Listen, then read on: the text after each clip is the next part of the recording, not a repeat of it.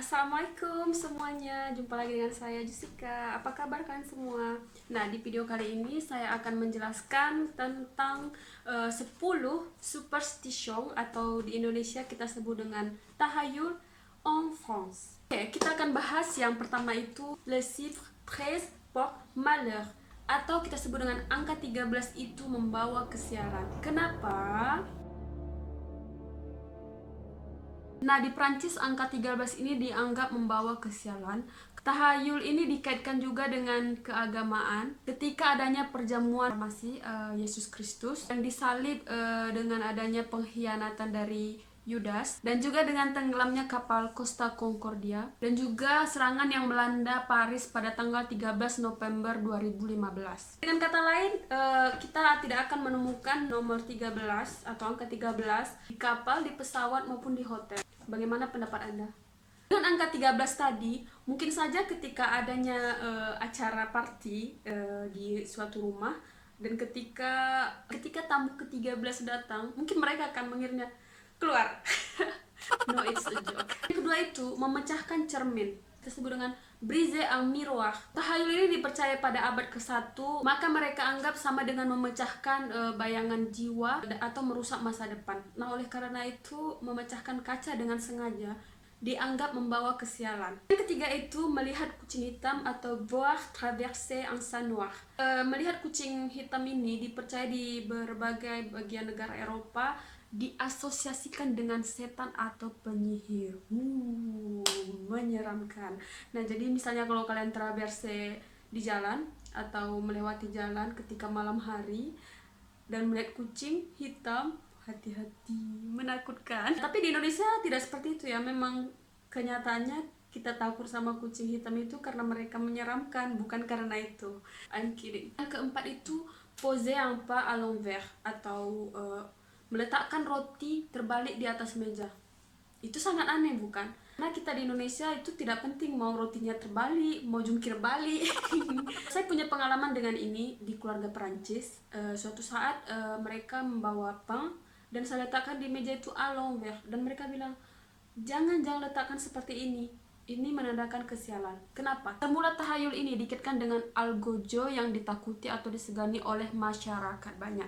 Dengan keputusan kerajaan yang memberi kode kepada tukang roti untuk membalikkan roti agar mereka tahu kode bahwa mereka adalah algojo. Setelah ini diketahui, maka mereka akan mengeksekusi para algojo tersebut. Jika kalian melakukan ini di sebuah toko roti contohnya, dan para pendatang berpikir bahwa kalian itu algozo, hati-hati, bisa saja kalian dieksekusi.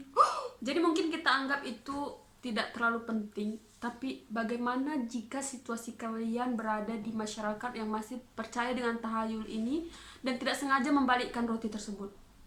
Apa yang akan terjadi? Nah, yang kelima itu pergi di bawah tangga, passer sous une échelle. Nah, pada abad pertengahan, tangga ini dikaitkan dengan kematian, hukum gantung atau hukum mati. Mereka dipaksa untuk melewati bawah tangga. Tangga ini digunakan untuk mengkaitkan tali ke tali lainnya atau dibuat dengan tiang. Sejak saat itu dibenarkan bahwa jika kalian melewati di bawah tangga, maka akan membawa kesialan, bahkan kematian. Yang keenam itu membuka payung di dalam rumah. Ouvrir un parapluie berasal dari Mesir kuno, karena mereka menggunakan payung untuk melindungi diri mereka dari sinar matahari. Nah, mereka percaya jika kita menggunakan payung di dalam rumah, maka dewa matahari akan marah. Dewa matahari.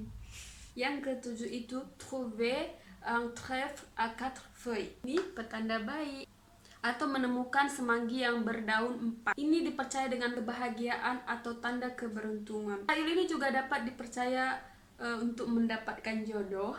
Nah, jadi bagi kalian yang belum mendapatkan jodoh dan ingin mendapatkan jodoh, dapat mencari daun ini, dan otomatis ini sangat langka ditemukan. Kelapan itu toucher du bois atau menyentuh kayu.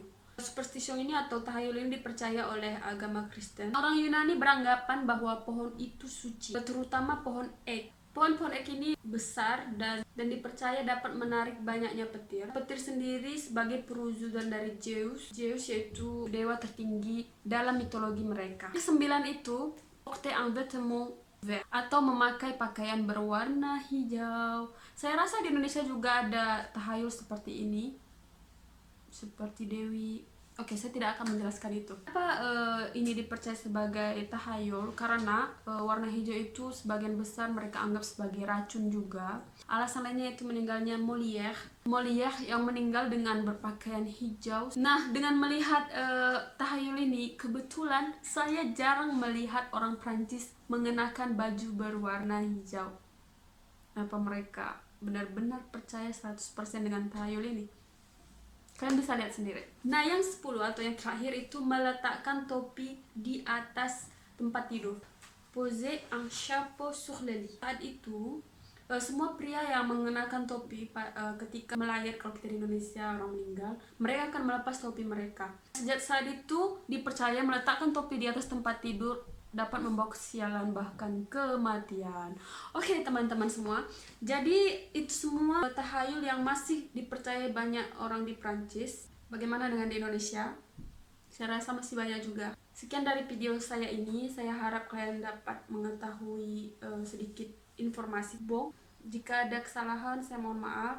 Nah, jika ada saran atau kritik, mohon komentar. Dan jangan lupa subscribe, please, please, please, please.